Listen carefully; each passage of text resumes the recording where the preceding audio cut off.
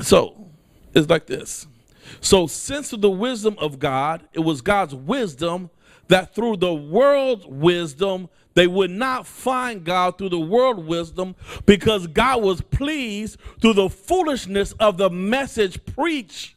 Which message is that? That's the message of the cross to save those who believe. And the Jews requested a sign, and the Greeks sought after wisdom. So what is he saying? It was God was smart enough to let you not be able to figure him out.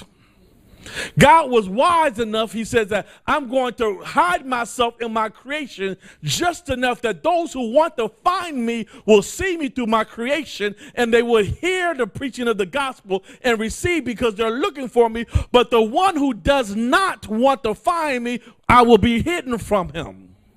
So even though God is seen by creating all things, and we know that it is an impossibility for this world to exist without a creator, we know that nothing comes from the state of chaos to design, but it comes from a place of design to chaos. We get worse, we don't get better, and the science is trying to tell us that from a bunch of chaos came perfect design. And we know that is an impossibility from chaos. We just accidentally, it's like you blowing up a library and then comes down together perfectly. A copy of the Bible comes together perfectly. Come on, Bishop. We don't think that's going to happen. All the pages blow up and say, but it's going to land in the shape of a Bible, and the pages are going to be there one by one, and just every word is going to be perfect to make a Bible from blowing up a library. We said that doesn't make sense. But that's what science is telling us happened with our universe.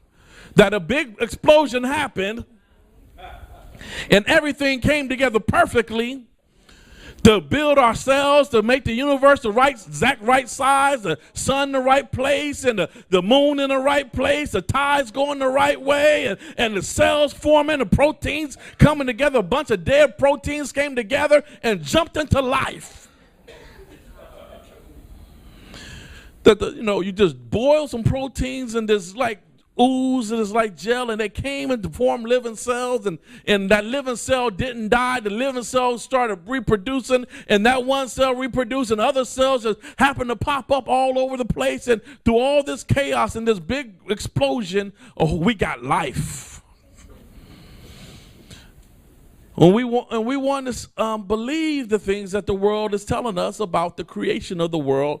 But God says if you see the world, you can recognize that it had the hand of a creator.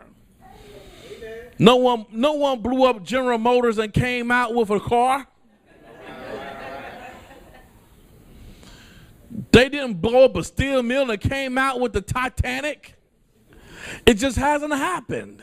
And it does not happen. But if those who do not wish to seek God, God remains himself so far back, just enough far back, where they can believe and not see him, but he's close enough that anybody who wants to see him can see. So it behooves me to have eyes that can see and ears that can hear, so that I can understand and receive the gospel of God. But we live in a world where a lot of people, the problem is not what they see, is that they will not see.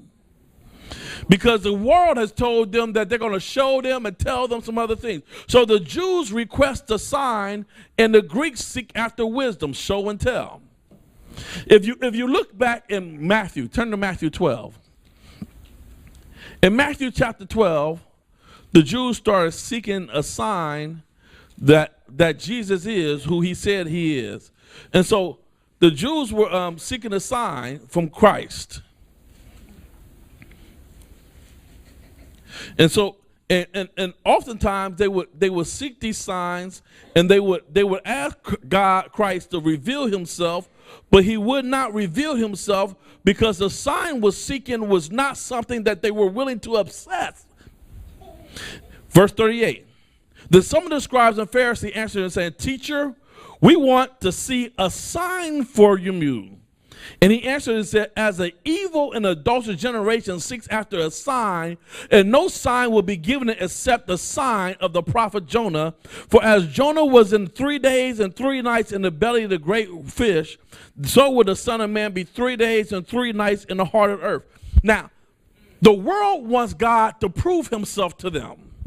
They want him to show them, and they want him to tell him who he is. And repeatedly, he's already shown it. He's already told it, but they don't want to accept his show and tell, but they continue to ask for signs, even though they have already seen the signs. Now, the group that came to Jesus had already seen his signs. They had already seen him lay hands on the sick and they get well. They had already seen him recover the sight of the blind. They had already seen him feed 5,000. They had already seen him do miraculous and cast out demons. They had already seen him. The reason why I know they saw him, because in the same chapter, they said that he cast out demons by Beelzebub.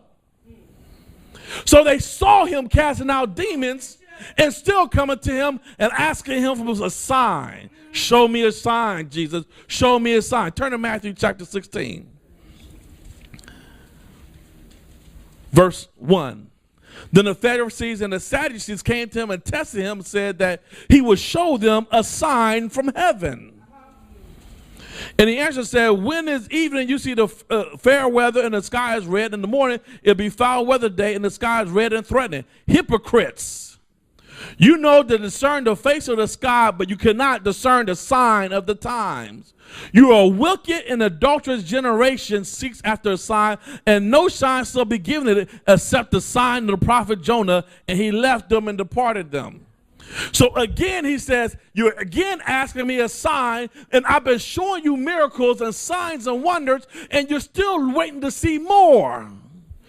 You're waiting for me to show you more. You see, the thing about the show and the tell and the signs, a lot of times we go to God and we do it the same thing too. We know who God is, but we want God to show us a sign and prove that he's real.